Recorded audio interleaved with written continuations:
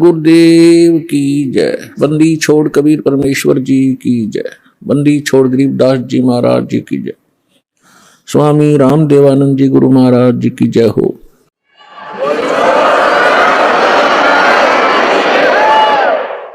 Grieve Namo Namo सतपुरुष को नमस्कार गुरु की नहीं। सुर नर मुनि जन साधुआ संतों सर्वस्ती नहीं। सतगुरु साहेब संत सब डंडो तुम प्रणाम। आगे पीछे मध हुए तिनको जा कुर्बान। नराकार निर्विषम काल जाल वैभंजनम निर्लेपम निज निर्गुणम अकल अनुवेशम दुनम। सोहम सुरति समापितम सकल समाना निर्तलय उज्ज्वल हिरंबर हरदमम बेपरवाह अथाह है वार पार निमज्जतम। ग्रीव जो सुमर सिद्ध होई गणनायक गलता ना करो अनुग्रह सोई पारस पद परवाना। आदि गणेश मनाऊं गणनायक देवन देवा। चरण कमल लो लाऊं आद्यंत करूं सेवा। परम शक्ति संगीतम रिद्धि सिद्धि दाता सोई। अवगत गुण अतीतम सत्य पुरुष निर्मोही। जगदम्बा जगदीशम मंगल रूप मुरारी। तन मन अर्पों शीशम भक्ति मुक्ति भंडारी। सुर नर मुनि जन जावे ब्रह्मा विष्णु महेशा। शेष सहस मुख गावे पूज्य आदि गणेशा। इंद्र कुबेर सरीखा वरुण धर्म राय धावे।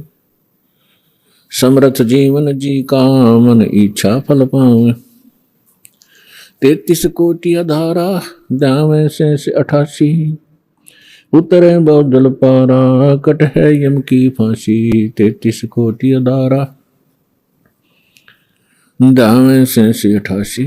उतरे बहुत जल पारा कट है यम की फांसी। कर जोरू विनती करूं धरूं चरण पर शीश।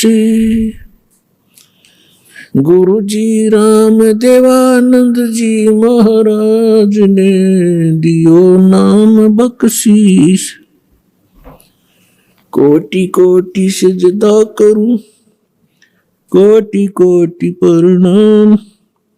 चरण कमल में राखियो मैं बंदी जाम गुलाम। कुत्ता हूँ गुरुदेव का रामपाल दास का नाम। गले प्रेम की जेवड़ी जा खेचो वहाँ जाऊं मैं। तो करो तो बावड़ू दूर दूर करो तो जाऊं। जो राखो तो ही रहूं जो देवो सुख। सतगुरु पूर्ण ब्रह्म है सतगुरु आप अलेख। सतगुरु रमता राम है या मैं मीन न मेख।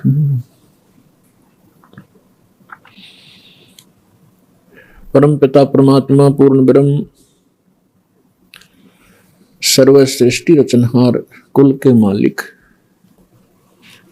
परमेश्वर कबीर देव जी की असीम रजा से आप सभी पुण्यात्माएं सत्संग सुनने के लिए उपस्थित हुए।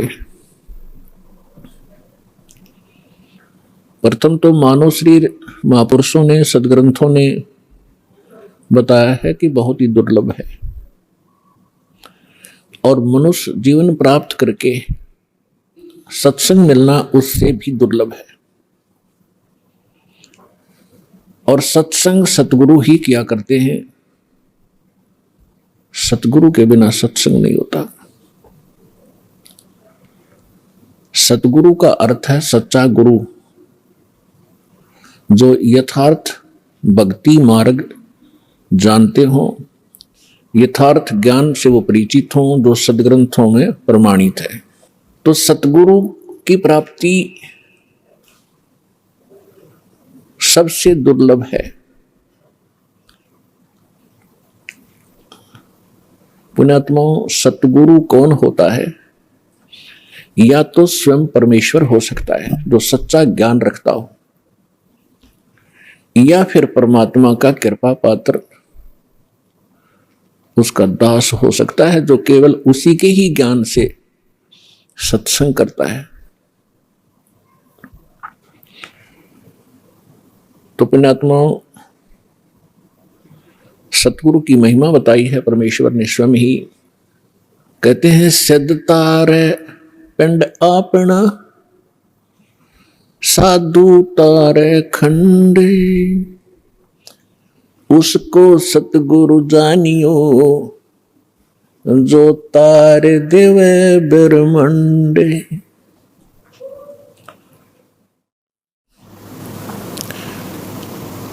के सिद्ध साधक अपना ही कल्याण कर सकता है। परमात्मा से परिचित जो संत हुए हैं वो कुछ एक डिवीजन को, खंड को,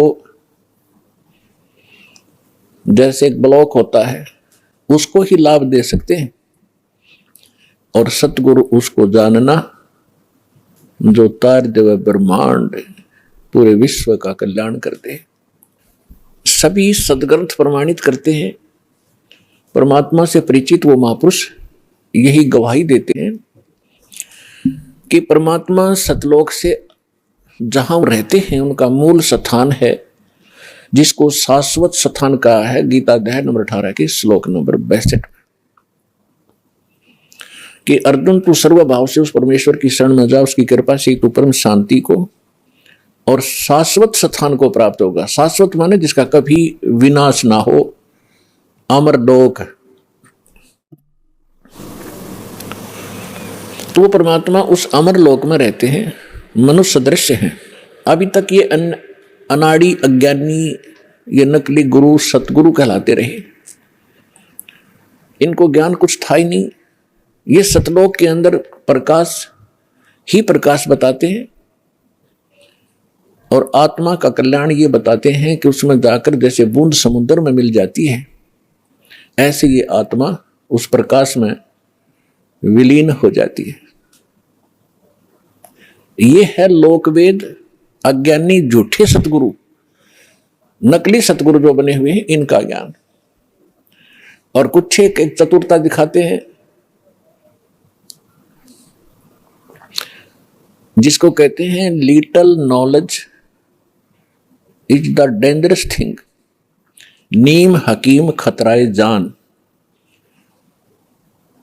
एक ये रांजड़ी के अंदर, एक जम्मू के अंदर है, मधु परमहंस कहलाता है, कक्का पता नहीं, कबीर साहब की वाणी को पढ़कर सुनाता, सारे उल्टे अर्थ लगाता है। उसने थोड़ी सी चतुरता दिखाई है कि वहां परमात्मा तो ऐसा ही है, एक प्रकाश है, और उसमें आत्मा डॉट डॉट बिंदु सी गोल गोल सी घूमती रहती है। कोई बात हुई है? तो ये सतगुरु नहीं है, ये नकली है सारे, जो भगवान से परिचित नहीं, जो सदग्रंथों को भी ठीक से नहीं समझ सके। हमारे जो धर्मगुरु हिंदू धर्म के थे, आचार्य शंकराचार्य, मंडलेश्वर संत, ये अपने ही सिलेबस से अपरिचित थे।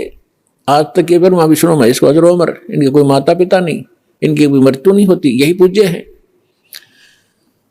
और हमारे सदग्रंथों में लिखा ये नासवान है, इनकी जन्म मृत्यु होती है, इनकी माता दुर्गा है, पिता ज्योति निरंजन काल है, और ये पूज्य नहीं है। तीन देव की जो करते भक्ति, उनकी कदे ना होवे मुक्ति। ये है सच्चा ज्ञान, ये है शास्त्र प्रमाणित ज्ञान। और परमात्मा के मुख कमल से भी यही ज्ञान उच्चारित हुआ था 600 वर्ष पहले। परमेश्वर कबीर जी ने कहा था, तीन देव की जो करते भक्ति, ब्रह्मा विष्णु महेश की, उनकी कदे ना होवे मुक्ति। और फिर नीचे की माता मसाणी और ये अटपट, इनका तो फिर गल ही छट दे, इनकी तो फिर बात ही खत्म है। तो जो प्रसंग चला है कि परमात्मा स्वयं आते हैं और ये सत्संग स्वयं ही सुनाते हैं। और वो वेदों में परमात्मा का एक गुण लिखा है कि वो सतलोक में रहते हैं, मनुष्य दृश्य हैं, वहां एक सिंहासन पर विराजमान है, तख्त पर। तख्त मीन सिंहासन। जैसे हम इतिहास में पढ़ा करते थे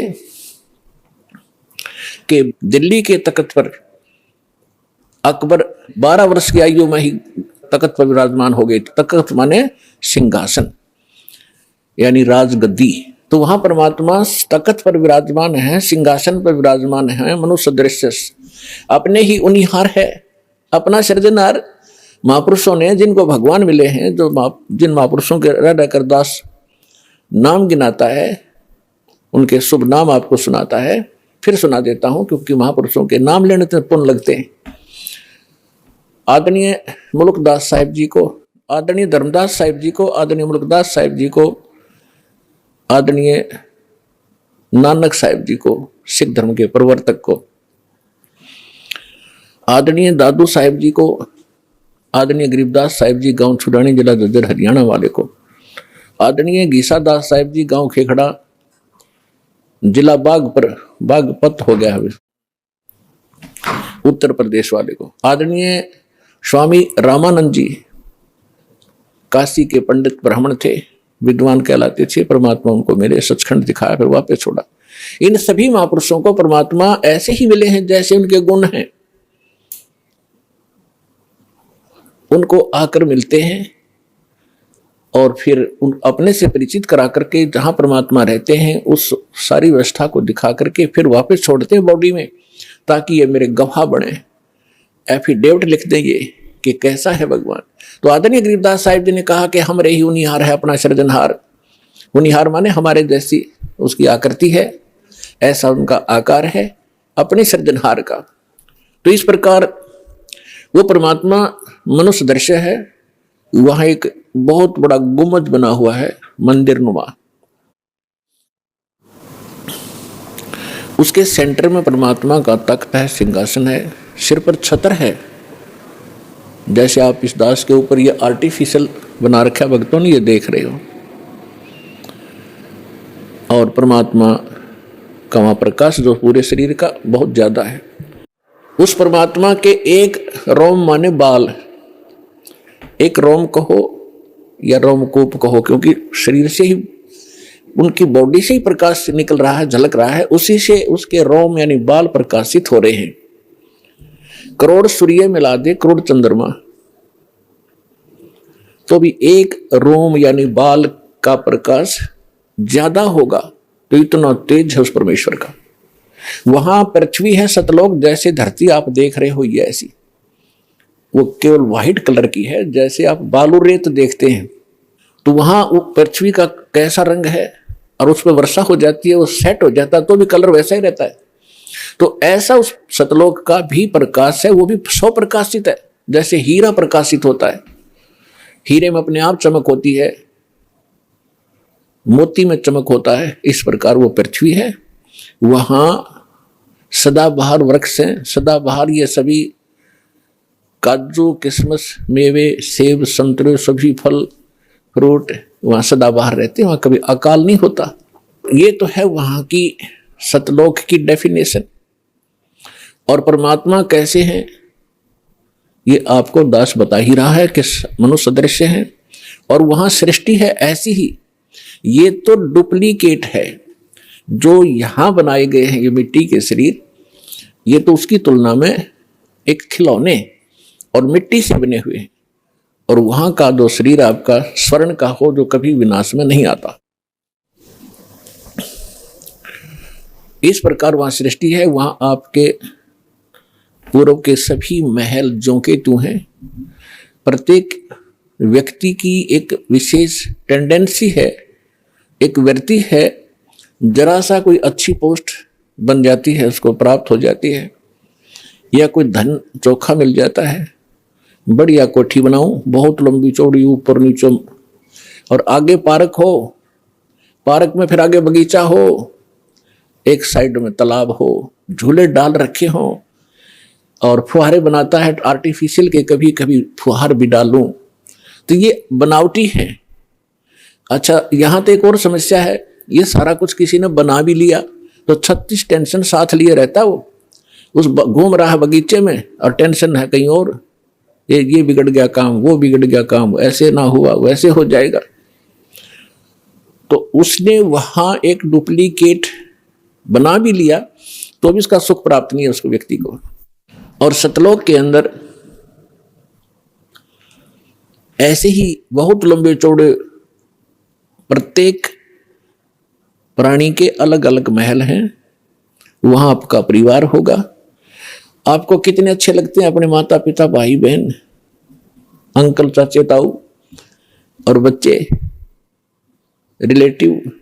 और यहाँ ठीक है, अच्छे तो लगेंगे क्योंकि अच्छे हैं। और कल मृत्यु हो जाए, टक्कर मारते रहो, कभी भी जीवन में आप उनको नहीं देख सकते फिर। तो ये अच्छा लगते हुए भी व्यर्थ है। और वहां जाओगे आपके सारे सुख होंगे, वहां कभी मृत्यु नहीं होगी। कोई व्यक्ति नहीं चाहता मैं वृद्ध हूं, वृद्ध अवस्था प्राप्त हो, बूढ़ा हूं और बूढ़े हो गए। कोई नहीं चाहता मैं मरूं और मृत्यु डेफिनेट। तो ऐसी धारणा क्यों आपकी? क्योंकि आप पहले ऐसे लोक में रहते थे जहां ना वृद्ध अवस्था है और मृत्यु नहीं है। वहां ये 5 तत्वों का बना हुआ पुतला नहीं है। इसमें कभी बीपी हाई है, कभी लो है, कभी राग खींच रहा है, कभी द्वेष। राग द्वेष वहां होता है जहां समानता नहीं होती, और वहां समानता है एक परमात्मा को छोड़कर। सबके एक जैसे बॉडी है, एक जैसा सबके महल हैं, एक जैसा खान पान है, कोई उसमें अंतर नहीं और कोई अभाव नहीं किसी वस्तु का। तो राग द्वेष और इस तरह के जो रोग होते हैं ये किसी त्रुटि के कारण होते हैं। तो आप जी उस स्थान को छोड़कर गलती से यहां आ चुके हो और यहां आपका कोई ठिकाना नहीं। जिन महापुरुषों को परमात्मा मिले उन्होंने बताया है,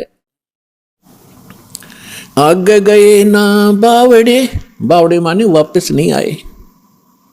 पहले जो चले गए उन्होंने आकर बताया नहीं हमारे साथ क्या बीती।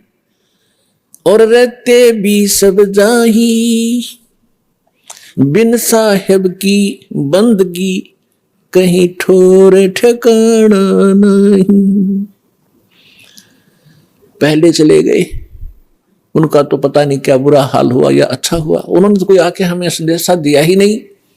और ऐसे ही शेष हैं, वो चले जाएंगे। तो गरीबदास साहिब जी कह रहे हैं कि बिन परमेश्वर की भक्ति कहीं ठोर ठिकाना ना। जैसे आज कोई प्रधानमंत्री है किसी कंट्री का, वैसे तो सुख नाम की यह चीज नहीं है, पर हमने उसको घना बड़ा मान रखा है क्योंकि हम जीव संज्ञा में हैं। और कल वो प्रधानमंत्री सतभक्ति नहीं करता है और मृत्यु को प्राप्त हो जाता है, तो कहां गया वो सुख?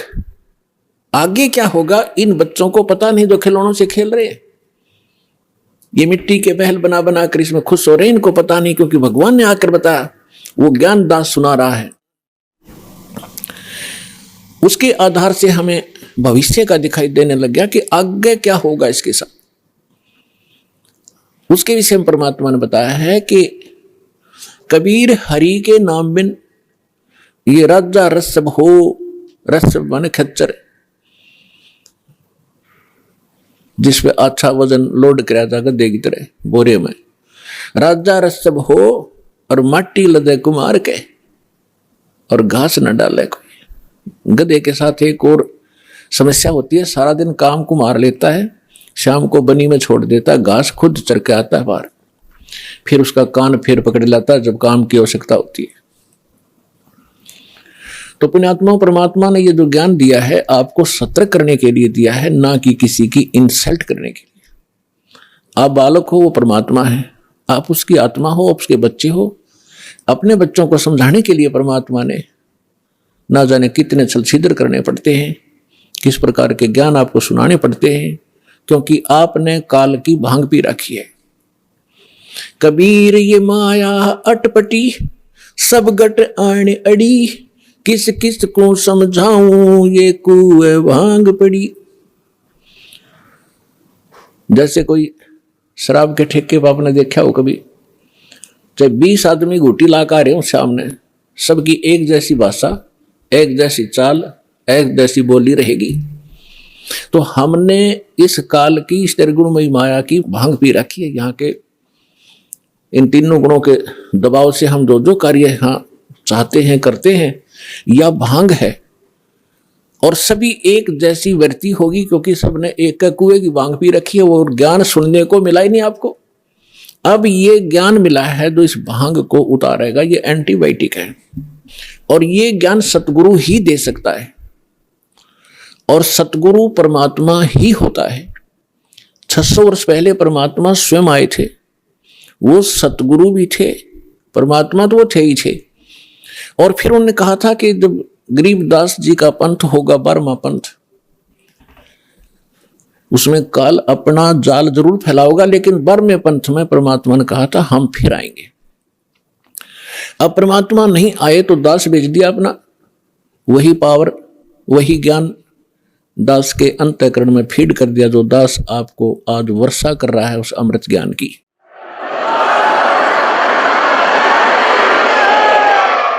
तो इस विश्व में वर्तमान में इस दास के अतिरिक्त कोई सतगुरु नहीं है, और सतलोक आश्रम बरवाला जिला हिसार के अतिरिक्त कहीं सत्संग नहीं है। ये चाहे अनजान व्यक्ति प्रथम बार सुने, ये सोचे रामपाल अभिमान करे, रामपाल को अभिमान तो आसपास नहीं है, लेकिन ये सच्चा ज्ञान जरूर है, और यह सत्य है जो दास एक एक शब्द बोल रहा है। ये कुछ दिन के बाद आपका सारी अच्छी लगेंगी, सुहा जाएंगी, आपको स्वीकार्य भी होंगी। जब ये आपकी भांग उतर जाएगी काल की, अज्ञान आपका हट जाएगा। तो जो प्रसंग चल रहा है वहीं आते हैं कि वो परमात्मा सतलोक में रहता है, वहां से चलकर आता है अच्छी आत्माओं को, जो दृढ़ भक्त होते हैं उनको मिलते हैं तो क्या करते हैं, उनको तत्व ज्ञान से परिचित कराते हैं, अपने से परिचित कराते हैं, और सचखंड सतलोक लेकर जाते हैं, फिर उनको वापस छोड़ देते हैं ताकि ये मेरे गवाह बने। अपना आत्माओं वेद बताते हैं भगवान ऐसी लीला करता है, और जिनको परमात्मा मिले उन महापुरुषों ने यही बताया है कि भगवान ऐसी लीला करते हैं। और वो परमात्मा है कौन जिसको हम पहचान सकें कि भगवान कौन है? तो जिन महापुरुषों के दास ने शुभ नाम अभी आपको गिनाए थे, उनमें से इन महापुरुषों ने सभी ने परमात्मा की गवाही दी है, एफिडेविट दिया है। आदरणीय धर्मदास साहिब जी ने यही कहा है, और यही मलुकदास जी साहिब ने कहा है कि सतलोक से चलकर आए, अमर लोक से चलकर आए, गति करके आते हैं परमात्मा। काटन काल की जंजीर, काल ने हमारे को क्रम बंधनों से बांध रखा है, और क्रम के बंधन को समर्थ परमात्मा सत्य पुरुष ही काट सकता है, परम अक्षर ब्रह्म ही काट सकता है। क्रम के बंधन को, कर्म को, प्रारब्ध में किस्मत में लिखे हुए लेख को या संचित कर्म को न तो श्री ब्रह्मा, ना श्री विष्णु, ना श्री शिव, ना देवी दुर्गा, और ना ब्रह्म ना परब्रह्म, केवल परम अक्षर ब्रह्म ही काट सकता है। वो इसके अतिरिक्त और नहीं उस कर्म की बेड़ी को नहीं काट सकते। तो सभी महापुरुषों ने बताया है। अजब नगर में ले गए, गरीबदास जी कहते हैं अजब नगर में ले गए। नगर, नगर का अर्थ क्या है? क्या प्रकाश प्रकाश होता है? सब जानते हैं नगर में क्या होता है। वहां सारे महल होते हैं, मनुष्य होते हैं, बाजार होते हैं, सब कुछ होता है। अजब नगर में ले गए हमको सतगुरु आने। सतगुरु, गरीबदास जी सतगुरु कह रहे हैं, वो परमेश्वर थे। जल के बिंब अगाध गति हम सूते चदर ताने। हमको परमात्मा आकर लेकर गए अजब नगर में, बहुत ही अनोखे शहर में ले गए, सतलोक में। और वहां जाने के बाद हमें पता चला सारी कहानी का, हम कौन हैं, कहां फंसे हैं, और यहां वापस कैसे आ सकते हैं अपने लोक को। अब उस ज्ञान से परिचित होकर के गरीबदास जी कहते हैं हम तो अब निश्चिंत हो गए, हमें सतगुरु मिल गए। सतगुरु मिल गए तो सत्संग भी मिलेगा, सत्संग के साथ साथ फिर सच्चा भक्ति विधि मिलेगी जिससे हम वहां जा सकते। तो गरीबदास जी कहते हैं हम तो भी चादर तान के सोगे, कति बेफिक्र होगे, हमारा मोक्ष निश्चित है। तो पुण्यात्माओं, आज जो सतलोक आश्रम बरवाला माँ के इस दास से जो दीक्षित होते जा रहे हैं, वो चादर तान के सो जाना, आपका मोक्ष निश्चित है। लेकिन रहना मर्यादा में, और मर्यादा में भी तभी रहोगे जब आपको यहाँ का दुख दिखेगा और वहां के सतलोक के सुख का आपको आभास होगा। और फिर धीरे धीरे कैसा समाज बनेगा, या माया की जो दौड़ है या आग लगी हरे के अंतःकरण में, या शांत होएगी। आप माया के पीछे किस लिए भाग रहे हो? बड़ी कोठी बनाऊंगा, गांव नगर में मेरी शोभा होगी, फिर लड़का लड़की ब्याह होगा, खूब बैंड बाजे बजवाऊंगा तू तू तू तू तू करवा के, और खूब दान दूंगा, लोग देखेंगे बड़ा दान करा भाई इसने। तो ये दोनों बीमारी आपका समझ में आ जाएंगी कि आज तू बेटी ब्याह रहा है या बेटे का ब्याह कर रहा है, और कल मृत्यु होगी, फिर कहाँ गए तेरे वो तू तू तू तू टक्कर मार कर रोएगा। तो पुण्यात्माओं, यह सच्चाई है। आज तक को बताने वाला दृढ़ता से सामने आ नहीं सका। ये सारे नकली हैं, ये केवल वही बातें करते हैं जो समाज में अच्छी लगे। वो डॉक्टर नहीं होता जो ब्लड प्रेशर के मरीज को, हाई ब्लड प्रेशर के मरीज को कहे घी खा ले छक्के, वैसे खा कोई दिक्कत नहीं, वो दुश्मन है उसका। तो पुण्यात्मा इसी प्रकार के जितने भी हैं ये सच्चाई नहीं कह सके, क्योंकि उनके ऊपर परमात्मा कबीर का पंजा नहीं था। इस दास के ऊपर दया हुई है, संघर्ष बहुत करना पड़ रहा है, लेकिन परमात्मा का साथ जिसके साथ होता है वो हार नहीं होती उसकी, क्योंकि हमारा उद्देश्य कल्याण है। पर पूरे विश्व का कल्याण लेकर चल रहे हैं हम, पूरे मानव का कल्याण होगा, पूरे प्राणियों का कल्याण होगा। क्योंकि जैसे आज ये परमात्मा की वाणी है, इसमें इतनी शक्ति है जो स्वयं परमेश्वर ने आके बोली है। उसके बाद फिर गरीबदास जी के माध्यम से जो वाणी बुलवाई है, उन्होंने वही वाणी एजड़ी दे दी, और उस वाणी को फिर दास बोल रहा है। यानी अधिकारी के द्वारा जो वाणी बोली जाती है उसका असर होता है।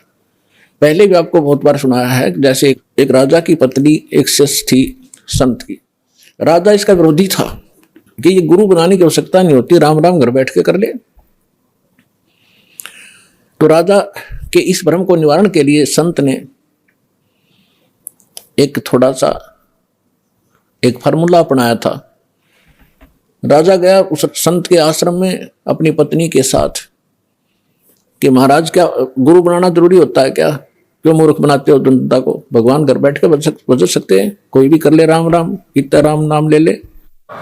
तो संत जी ने सोचा ये राजा है, यहाँ नाराज घना हो जाएगा। जब मैंने कुछ उल्ट सुल्ट जवाब दे दिया तो उसको कहा, राजन अब मुझे अपनी भक्ति का समय हो गया है, इसमें काफी समय लगेगा, मैं आपका प्रश्न का उत्तर दूंगा, मैं कभी घर आऊंगा आपके, वहां दे दूंगा, वहां कभी आपको विस्तार से समझाऊंगा, तब समझ में आएगी। राजा बोला ठीक है।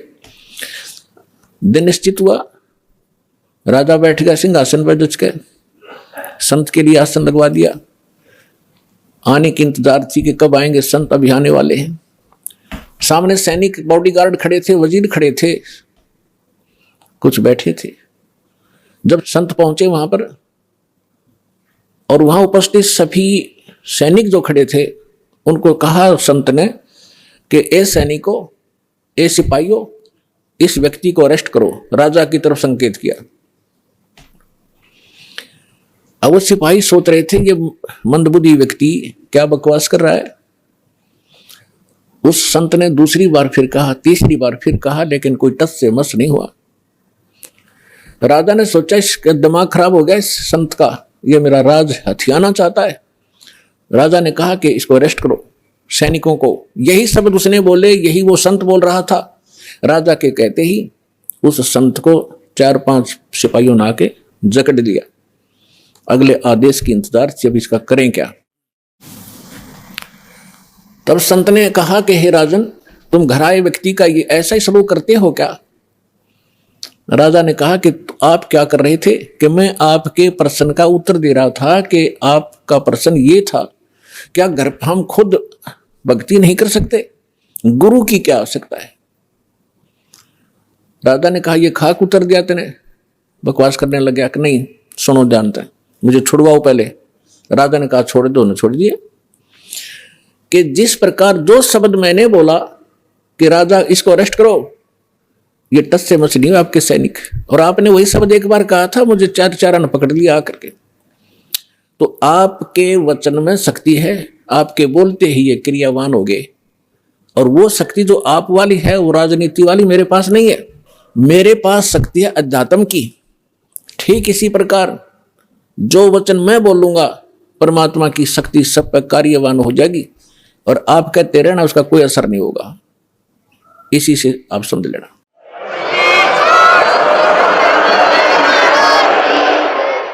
तो इसी प्रकार ये दास उस परमात्मा का कृपा पात्र है, उसी की कृपा से ये सच्चा ज्ञान आप तक पहुंच पा रहा है।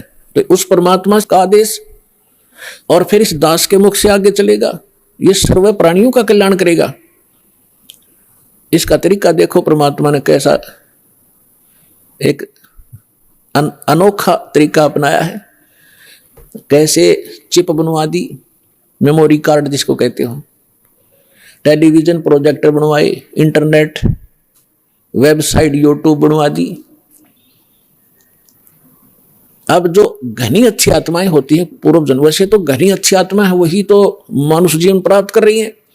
उनसे भी अच्छी आत्माएं वो भगवान के लिए भटक रही है, और उनसे भी वो अच्छी आत्मा है जो सतगुरु और सत्संग और सतनाम प्राप्त कर रही है।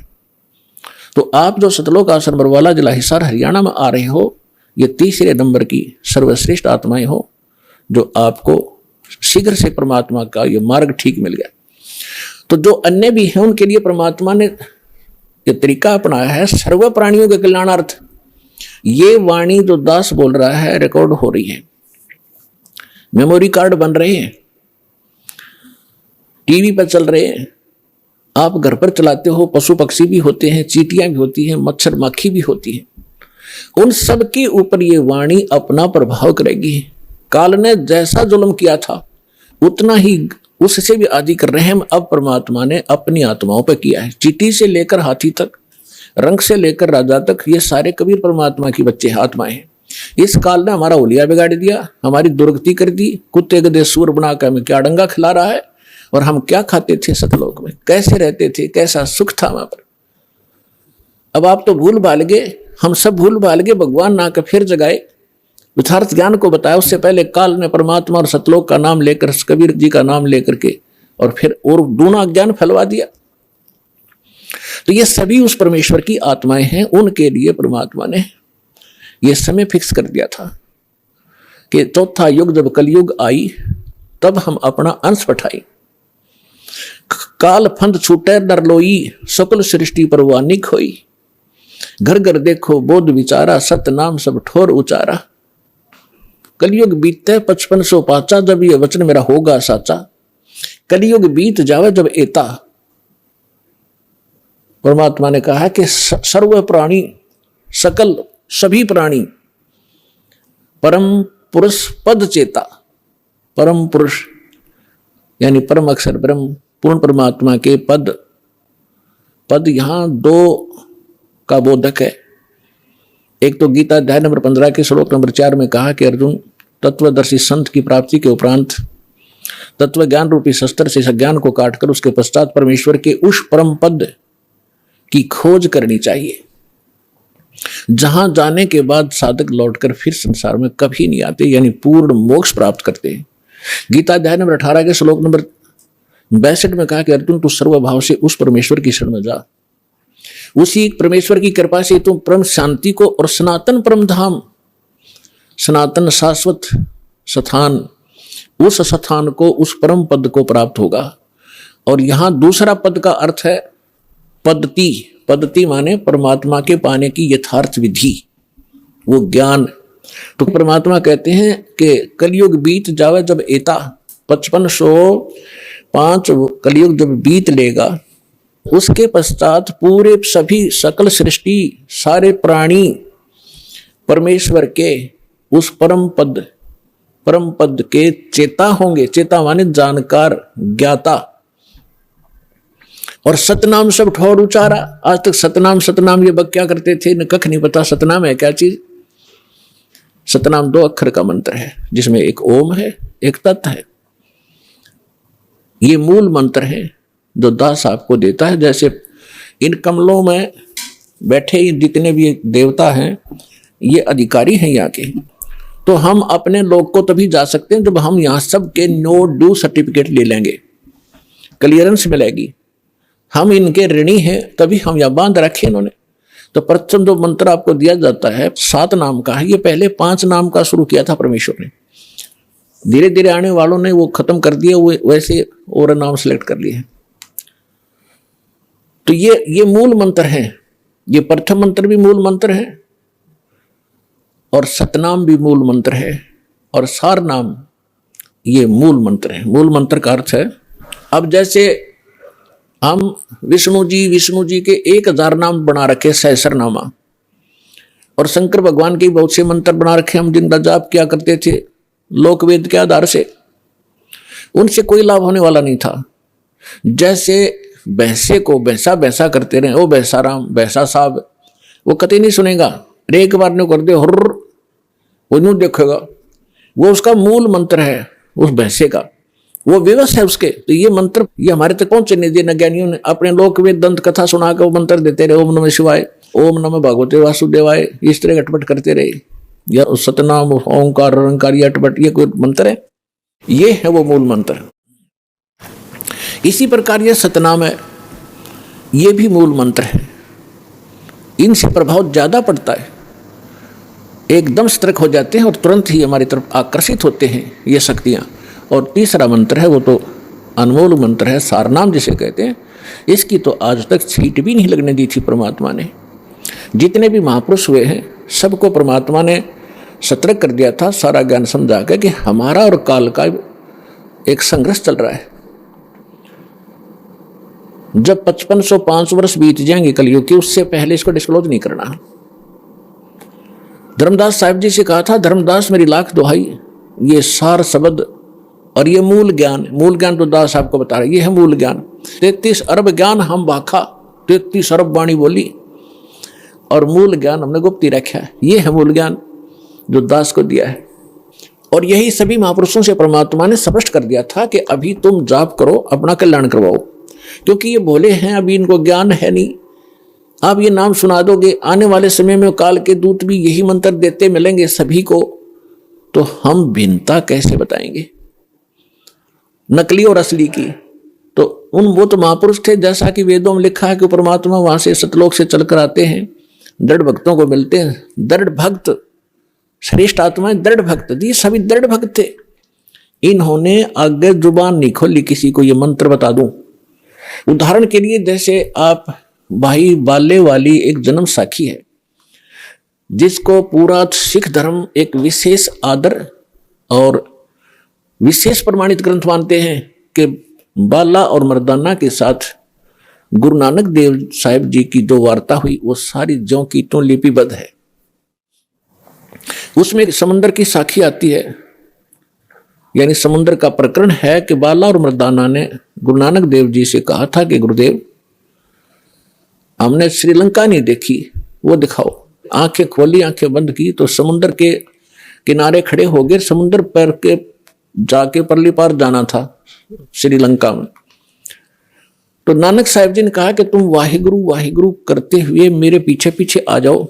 इस समुद्र पर ऐसे चलने लगे जैसे थल पर चलते हैं, जमीन पर। उसी समय नानक साहिब जी ने उस सतनाम का उच्चारण शुरू कर दिया, 2 अक्षर का, और उस मर्दान ने वह नकल कर ली कि हम तो वाहिगुरु वाहिगुरु जप रहे हैं और गुरु जी 2 नाम का जाप अलग से है, वो जाप कर रहे हैं।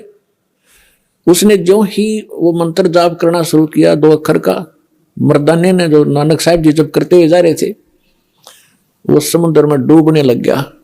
तब नानक साहिब जी ने कहा कि मर्दाना, गुरु की नकल नहीं करनी चाहिए, बहुत हानि हो जाती है, जो मैं कहूं ऐसे करो, तुम्हारा इसी में कल्याण है। तो इतना डर गए फिर वही वाहिगुरु कहने लग गया। तो उसी तरह फिर चलने लगा समुद्र के जल पर जैसे थल पर चलते। तो ये एक समझण की बात है पुण्यात्माओं। उन महापुरुषों को शक्ति हिदायत थी परमात्मा की कि इसको किसी को बताना नहीं, और ये झटका देना भी जरूरी था, क्योंकि नानक देव साहिब जी ने एक प्राण संग्रह नामक ग्रंथ बनाया था शिवनाभ राजा के पास वो सुरक्षित रखा था। उसमें इस नाम का पूरा डिस्क्लोज था, पूरा लिखा हुआ था।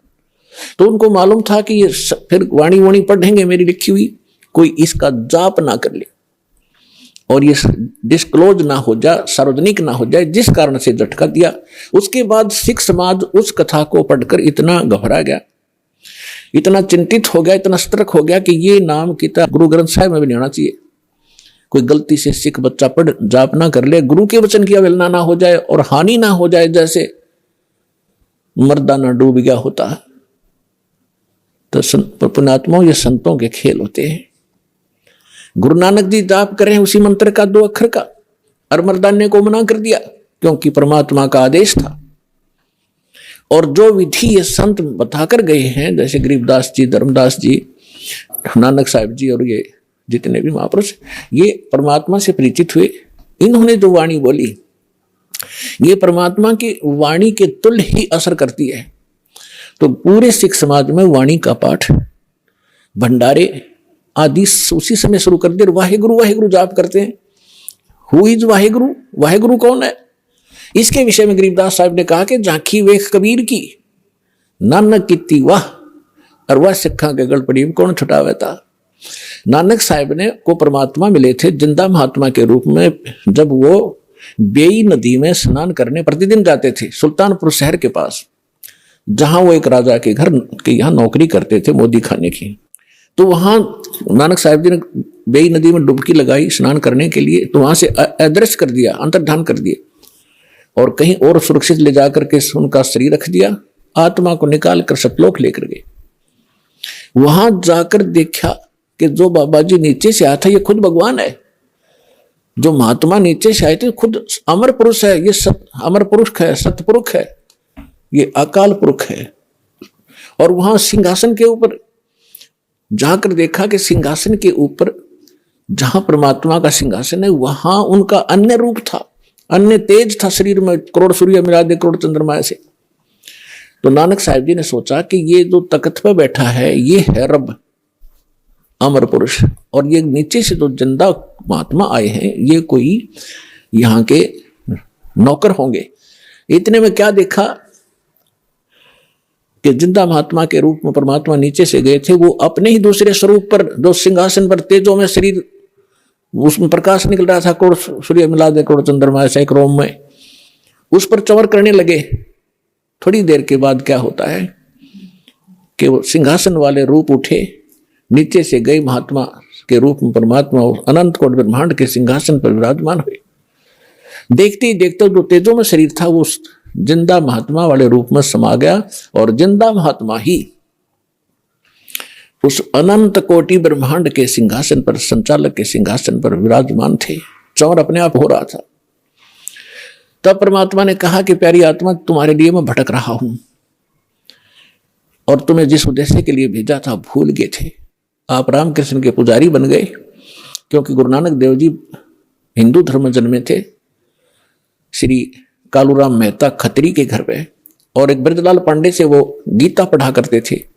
विष्णु जी को सर्वश्रेष्ठ परमात्मा मानकर पूजा किया करते थे। तब परमात्मा ने उनको ब्रह्मा विष्णु महेश की सतीथि बताई, अपना सामर्थ्य दिखाया और कहा कि मैं नीचे रहता हूं, अब वर्तमान में प्रचार करने गया हुआ हूं सच्चे ज्ञान का, और काशी के अंदर में धानक रूप में, जुलाहे रूप में रहता हूं, और सतनाम बिना मोक्ष नहीं हो सकता। आपको सतनाम दूंगा, वहां आ जाना। इस प्रोसीजर में 3 दिन बीत गए। सौरभ ब्रह्मांड दिखाए, ब्रह्मा विष्णु महेश के लोक दिखाए। उधर से नानक साहब जी को मृत जान लिया गया था और उनको सब चिंतित थे। तीसरे दिन उसी बेई नदी पर नानक जी फिर खड़े थे। राजा की नौकरी त्यागी, नवाब की, और प्रथम उदासी की, काशी की। एक तो वहां देखा सतलोक के अंदर झांकी परमात्मा की, क्यों हो, ये तो वही बाबा नीचे से आते खुद भगवान है। वाहे गुरु, क्योंकि ज्ञान सुनाया था परमात्मा ने उनको बहुत गना कि वाह गुरु वाहे गुरु। तो गरीबदास जी ने कहा है कि झांकी वे कबीर की, झांकी माने नजारा सतलोक का। जैसे आप 26 जनवरी पर अपने देखते हो यहाँ या हरियाणा के प्रांत की झांकी या राजस्थान प्रांत की झांकी या महाराष्ट्र प्रांत की झांकी। झांकी मीन वहां जो कुछ भी प्रोग्रेसिव वस्तु होती है, कोई डैम होता है या ऐतिहासिक मंदिर होते हैं, उनके एक मॉडल बना करके सुंदर उसमें रखे जाते हैं कि इस प्रांत में ऐसा विकास चल रहा है और ऐसे यहाँ कोई धार्मिक स्थल है या कोई कारखाने हैं, वो दिखाई जाती है। वो झांकी यानी कौन से की झांकी बढ़िया लगी, वो फर्स्ट सेकंड भी होती है।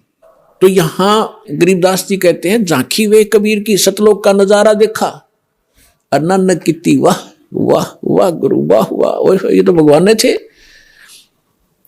और वह सिखा के गल प्रीब कौन छुटावे था। अब वाहे गुरु कौन है, यही अमर पुरुष ही है। वाहे गुरु, वाह गुरु कौन थे। जैसे आदरणीय रामानंद जी को परमात्मा मिले थे, सचखंड लेकर गए थे, फिर वापस छोड़ा था। वो 5 वर्ष की लीला कर रहे थे, परमात्मा 5 वर्ष की आयु दिखा रहे थे। 104 वर्ष के वृद्ध रामानंद जी ब्राह्मण पंडित विद्वान वेदों और गीता के माने जाते थे। तब उसने कहा था कि तुम साहेब, तुम संत हो, तुम सतगुरु, तुम हंस, और गरीबदास तेरे रूप बिना और न दूजा अंश।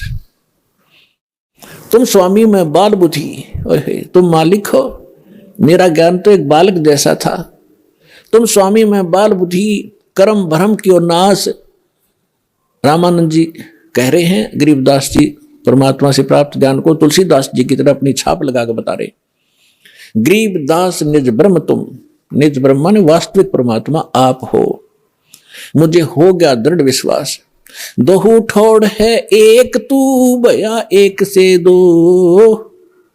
गरीबदास हम कारणे तुम आए हो मगजो, वहां से चलकर आए हो। बोलत रामानंद जी सुनो कबीर करतारे, गरीबदास सब रूप के तुम ही सृजनहारे। तो इसी प्रकार नानक साहिब जी ने देखा, जब काशी के अंदर जब वापस पहुंचे, पृथ्वी पर खोजने लगे, इस ज्ञान की चर्चा करते चले, उसका जवाब कहीं नहीं मिला उनको कि ब्रह्मा विष्णु महेश से भी ऊपर कोई शक्ति है। तो जब वहां पहुंचे, परमात्मा ने वहां प्रचार कर रखा था। परमात्मा के ज्ञान से परिचित जो रामानंद जी के आश्रम में भगत मिले, उन्होंने 1 मिनट में सारी कथा सुना दी सचखंड सतलोक की। तब नानक साहिब जी ने कहा था कि मैं हे परमात्मा, कहते फाई सूरत मुल्क की वेश, ए ठगवाड़ा ठगी देश, खरासी आना बहुता बार लो धानक रूप रहा करता। तेरा एक नाम तारे संसार, ओए होए।